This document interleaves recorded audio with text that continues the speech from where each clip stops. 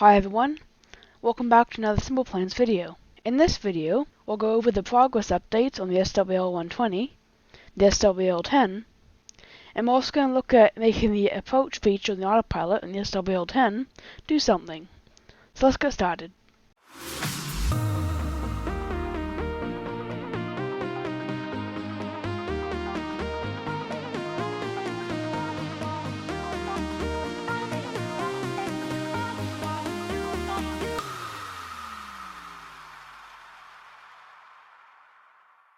This is one of the fuselage sections of the SWL120, and I have done a lot of work on it. So if you remember, this is the SWL120's main section, like the file where I assemble everything, and it uses this type of fuselage section, which I have a copy of here, this nose section, which I have a copy of here. I am working on that. I'm starting a cockpit. I'll get back to that later. And there's also the tail section, which it doesn't have its own file yet. I don't think it will have its own file because it's such a small part. Which it probably will. And then there's the landing gear, and I will make a section for the wings. Like, this section for the wings is actually I don't think it's an older file. Yeah, this is an older file for the wings. But I'm going to overwrite this with the new wings and the new sections. Like, there won't be landing gear in the new wings, though, but it'll just be the wings. I'll do a part connections, complete redo on those, and I'll just optimize them. I'm trying to optimize this because my current computer can barely run this plane in the finished state. Like, if I were to get the SWL120 new, like, this is not even really finished. Like, the wings are mostly intact. It has 1,365 parts, and if I were to load it, we can see that I forgot this was nudged down, but we can see that I'm getting, to hide this, I'm getting about 40 FPS. I'm just gonna set the time of day to be something like 10 a.m., 9 a.m. So this is not good, and this is somewhat playable, but this is not even finished. Like, it's not even half done. And I am working on building a new computer, and it'll have an Intel i9-11900K processor, and you'll hear more about that probably next week. And that's why I'm building stuff in separate files, so I don't have to deal with performance issues. Like, I can build in this type of environment, like this 60 FPS, it's fine. There's just somewhat, like, marginally faster load times, but I noticed that, like, this loads pretty fast, and landing gear, that loaded extremely fast. That is just 100 parts, and the important thing to note is I turn all the calculate drags to off, well, really false, except for a few primary structural parts, like in the case of the SWL10, that is just, just some main wing parts and the rear and the tail wings and the tail itself. And mass scale is only set to 1 on the rotators, of course, so they don't get floppy. And I think some of these fuselage blocks. So not much, and the rest is set to mass scale equals 0, calculate drag is false, and disable aircraft collisions, I set that to true, just to stop any big bugs and weird stuff that happens with part collisions. It's not like the damage physics are realistic anyway if I crash my plane, so might as well just make everything disable aircraft collisions to improve performance. Why is this called seats? I know what this is. 2 very boring minutes later. Yep. Oh boy. I was making this earlier today to test the limits of my computer. This has a whopping 3,000 parts pretty much. And all the calculate drag is set to false, mass scale set to 0, aside from the computer block thing. What's it called? Flight computer. And calculate drag is false, mass scale is 0, and disable aircraft collisions is set to true. This is also part count optimized and part connections optimized. So I've used the game's stock seats, which are designed for cockpits, but I've tried to reuse them. Added a few small details, and I think I came to, I can't remember what it was. It was less than the original seat design I had for the original seats. So I'm getting above 40 FPS in the level. And I have all the settings on max because I can't play without them. Water's on low though because that absolutely just tanks my FPS. And if I fast forward, that's a big issue. It's not really an issue, but if I fast forward, pretty much takes more processing power. So we can expect that we can get FPS drops. Not bad. Just 5 FPS less. Give or take a few. So I think this is the playable FPS limit, like to the point where I could see how things work, make changes. This is the limit of my computer, the current one at least, is around 3,000 parts. Give or take a few based on the actual part model and things. Yeah, so I was just testing the limits of my computer.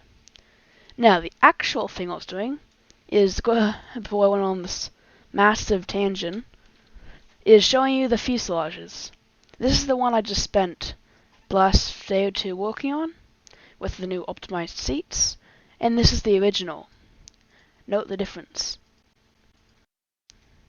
The new one has 2 parts per window, as well as 1 long sheet of glass for the whole section, whereas the come on, why? Every time I click that, it takes you like a minute or 2 to load it. Alright, so whereas in this one, we have 3 parts with a gap. See this tiny gap in here, and I have 1 thing of glass per window. That is not efficient at all. This is 115 parts, and before I added the seats to the other one, this one was 64 parts.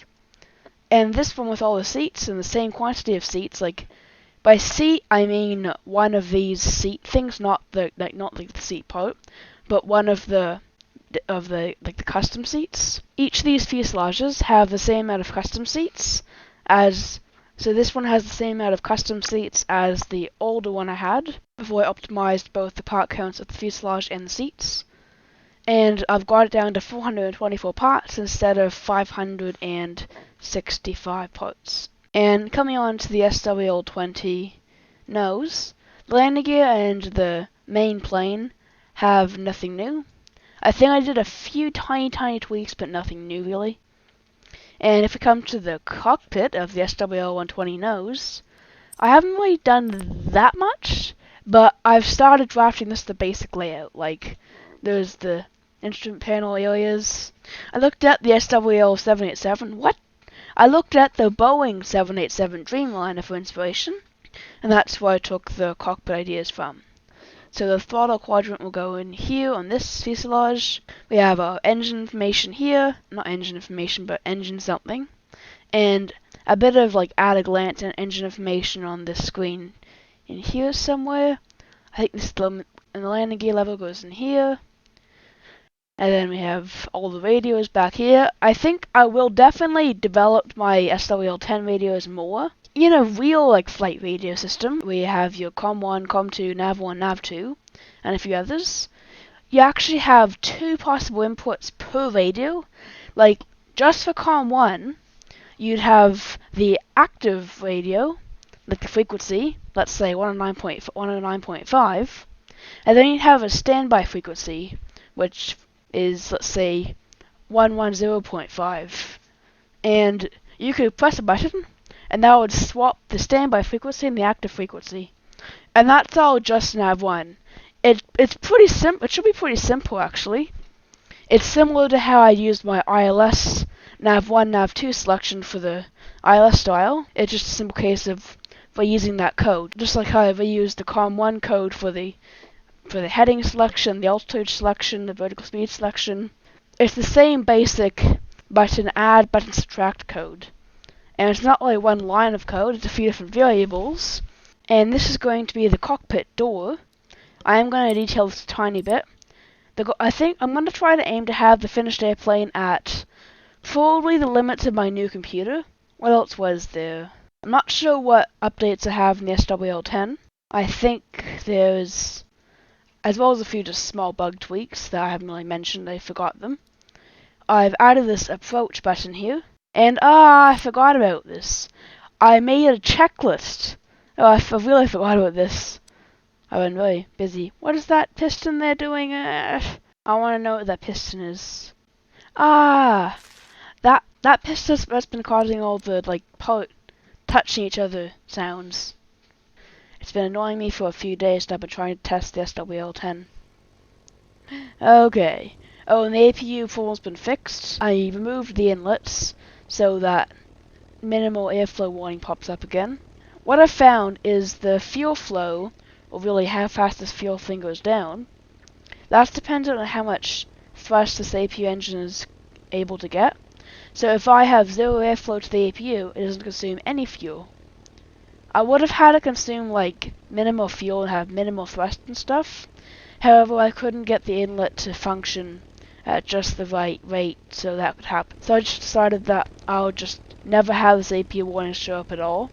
I removed the code entirely, so there's no reference to the APU code at all in the warning system in here. So I'm just gonna get a checklist. It's another case of simply having the standard add subtract button value thing, that code, and having another big button that picks up and places down a checklist. That's pretty much a toggle thing. And you can click these buttons and the page is open. What I made sure to do is I wrote the checklist as I'd fly the plane myself, if it was in real life. Everything you need to know to how to fly the plane is in here. The only other resources you need are, of course, some diagrams of what all these switches are, because they just say engine 1 hydraulics input. They don't mention what that is. That's this switch, and I guess I could tell that from the tooltip.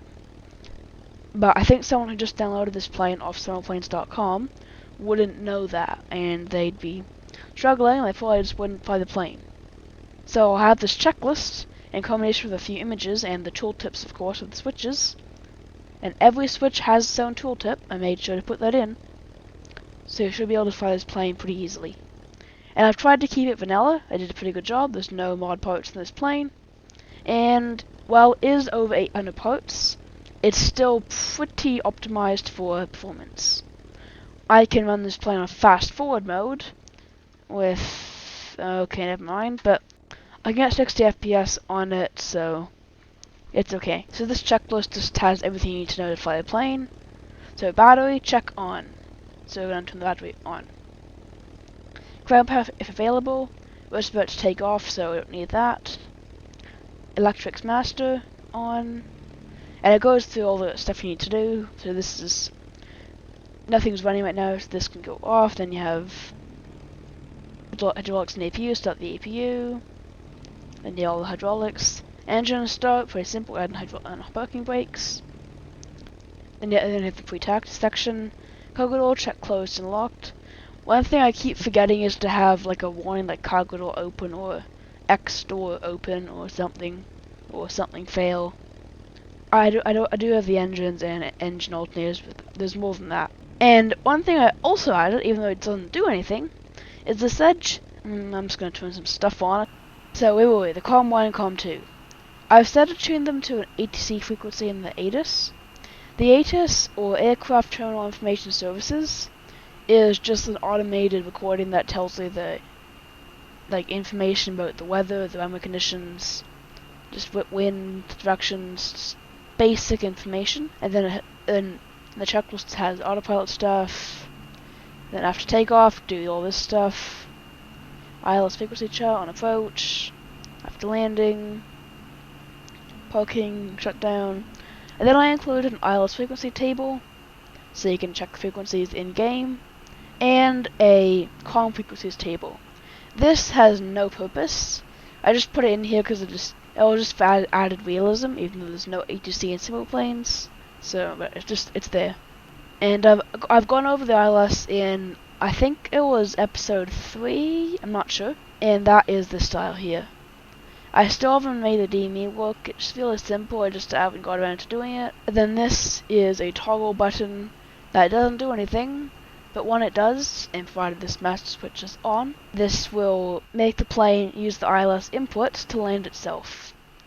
And of course, I'm hoping the pilots will be able to disable that just before they land, because when I activate the ILS and I'm really close to the runway, it gets so sensitive that I was just jumping from max this way to max this way, and if you're trying to fly the plane based on just that, ignoring everything in front of you, like if I would just look down like this, then I would probably crash the plane. So I have a checklist now. And let's say you have your page open ready for landing, like after landing, you have that ready and just finished landing. While it closes when you put it back, it remembers that number and opens it. And I think that is it. That's all at all. So I'm just going to not take off. I think this is going to be it for this video. I know I said I'd go over the ILS approach. I know I said I'd start working on the ILS approach code earlier in this video. However, I'm really short on time right now, so I hope you all enjoyed. Make sure to like, comment, and subscribe, and I'll see you in the next video. Bye!